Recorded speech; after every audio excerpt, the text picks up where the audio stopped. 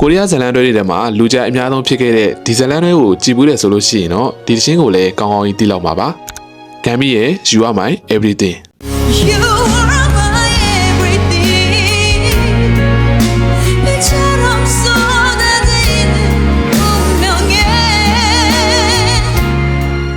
ဒီရှင်းတိုင်းလေးကိုကြားလိုက်ပြီဆိုတာနဲ့ကျွန်တော်တို့အချင်းချင်းခါခါကြည့်ပြီးတော့သဘောကျနှစ်သက်ခဲ့ရတဲ့ဒီစီတန်အော့တဲ့ဆန်းဆိုတဲ့ကိုရီးယားဇလန်တွဲတွေကမင်းသားနဲ့မင်းသမီးရဲ့အကောင်းဆုံးဇာတ်ဝင်ခန်းတွေကိုမျက်လုံးထဲမှာပြန်ပြီးတော့မြင်အောင်လာပြီးလောက်မှာပါဒီတချင်းကဒီဇလန်တွဲတစ်ခုလုံးရဲ့အသက်လို့တောင်ပြောလို့ရပါတယ်ဒီတချင်းကိုကိုရီးယားဆိုတော့ဂမ်ဘီက OST sound လို့ခေါ်တဲ့ဇလန်တွဲရဲ့မူရင်းနောက်ခံတေးတချင်းတွေနဲ့တည်ဆိုခဲ့တာဖြစ်ပြီးတော့တချင်းတွဲခဲ့တာ10နှစ်နီးပါးလောက်ကြာခဲ့ပြီမဲ့ဂမ်ဘီရဲ့ဆွဲဆောင်မှုအပြည့်ရှိပြီးတော့ခံစားသက်မှုအားကောင်းတဲ့အတန်ကြောင့်ဘယ်အချိန်ပဲနားထောင်ကျွန်တော်နှလုံးသားထဲကိုနုနုညံ့ညံ့လေးတိုးဝင်လာပြီးတော့တခုခုကိုလွမ်းဆွတ်သွားစေတဲ့ခံစားချက်မျိုးကိုအပြည့်အဝပေးစွမ်းနိုင်တဲ့တချင်းတစ်ပုဒ်ပဲဖြစ်ပါတယ်။ You Are My Everything တချင်းကကိုရီးယားဘာရှင်ရောအင်္ဂလိပ်ဘာရှင်မှာနှမျိုးလုံးနဲ့ထွက်ခဲ့တာဖြစ်ပြီးတော့နိုင်ငံတည်တည်ကအဆိုတော်တွေလည်းကာဗာဆောင်းအနေနဲ့ပြန်ဆိုခဲ့ကြပါသေးတယ်။ဒီတချင်းက ING ချက်မှာဆိုလို့ရှိရင်နိုင်ငံပေါင်း10နိုင်ငံကျော်လောက်အထိနံပါတ်1နေရာကိုချိန်ခဲ့တဲ့အပြင်ကိုရီးယားရဲ့နာမည်ကြီးဆုံးဆုတွေဖြစ်တဲ့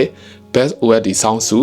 အဲ့ဒါအပြင် Seoul International Drama Award ဆုတွေကိုပါသိမ်းပိုက်ထားနိုင်ခဲ့တဲ့တခြင်းတစ်ပုဒ်လည်းဖြစ်ပါတယ်ဒီတခြင်းကဘာလို့အဲ့လောက်ထိအောင်မြင်သွားခဲ့တာလဲဆိုလို့ရှိရင်တော့အဆိုတော်ဂမ်ဘီရဲ့ဆွဲဆောင်မှုရှိတဲ့ဒီဆိုဟန်ကြောင့်ရောဒီစီတန်အော်ဒဆန်ဇလန်တွဲရဲ့အောင်မြင်မှုကြောင့်ရောလို့ပဲပြောရမှာပါဒီချင်းထဲမှာဆိုလို့ရှိရင်အဆိုတော်ဂမ်ဘီကကျွန်တော်တို့အားလုံးရဲ့ကိုစားကျွန်တော်တို့နှုတ်ခမ်းပြားကနေမပြောတတ်ဖြစ်လိုက်တဲ့ကိုယ့်ရဲ့ချစ်သူကိုဘလောက်ထိချစ်ခဲ့တဲ့အကြောင်းတွေကိုဒီတခြင်းလေးနဲ့အစားထိုးပြောပြပေးခဲ့တာပဲဖြစ်ပါတယ်သူကသာလျှင်ကိုယ့်ရဲ့ဘဝကိုယ့်ရဲ့ကဘာငယ်ကိုယ့်ရဲ့အရာရာဖြစ်တယ်ဆိုတာကိုသူသာကြားနိုင်မယ်ဆိုရင်ဒီချင်းလေးကနေတစ်ဆင့်ခံစားချက်တွေကိုဖွင့်ရပြခြင်းပါတယ်ဆိုတဲ့အထိပ္ပယ်မျိုးကိုပေါ်လွင်အောင်တည်ဆိုထားတဲ့တခြင်းတစ်ပုဒ်ပဲဖြစ်ပါတယ်တကယ်တော့ဇန်လန်တွဲတစ်ခုအောင်မြင်ဖို့ဆိုတာကဇန်ညွန်းကောင်းရုံသရုပ်ဆောင်ကောင်းနေုံနဲ့မလုံလောက်ပါဘူးအဲဒီဇန်လန်တွဲကိုကြီးနေတဲ့သူတွေရဲ့နှလုံးသားထဲကိုရောက်ပြီးတော့နေပေါင်းများစွာကြာအောင်ဆွဲဆောင်နိုင်ဖို့ဆိုလို့ရှိရင်အခုလိုမျိုးဇက်ဝင်တေးတခြင်းတွေကလည်းအရန်အရေးကြီးပါတယ်ဒရမာထွက်တာရောတခြင်းထွက်ခဲ့တာပါ10နှစ်နီးပါးလောက်ကြာခဲ့ပြီဆိုပေမဲ့ဒီနေ့ဒီချိန်ထိကားမောင်းရင်ပဲဖြစ်ဖြစ်လမ်းလျှောက်ရင်ပဲဖြစ်ဖြစ်ဒီချင်းတန်လေးကိုကြားလိုက်ပြီဆိုတာနဲ့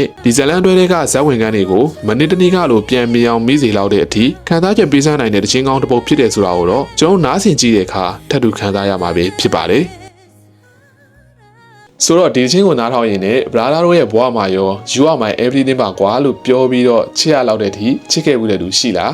အဲ့သူကိုရောအခုချိန်ထိဆက်ချစ်နေတော့မလားဆိုတော့ကို comment မှာစဉ်းစားမခံပဲရေးပေးခဲ့လို့ရပါတယ်ကျွန်တော်အပြေးပါကျွန်တော်ရဲ့ channel လေးကိုလည်း like and follow နဲ့တူဘေးကခေါင်းလုံးလေးတီးပြီးတော့ subscribe လုပ်ခဲ့ပေးကြဖို့တောင်းဆိုချင်ပါတယ်နောက်ထပ်ဗီဒီယိုတွေမှာပြန်တွေ့ကြပါမယ်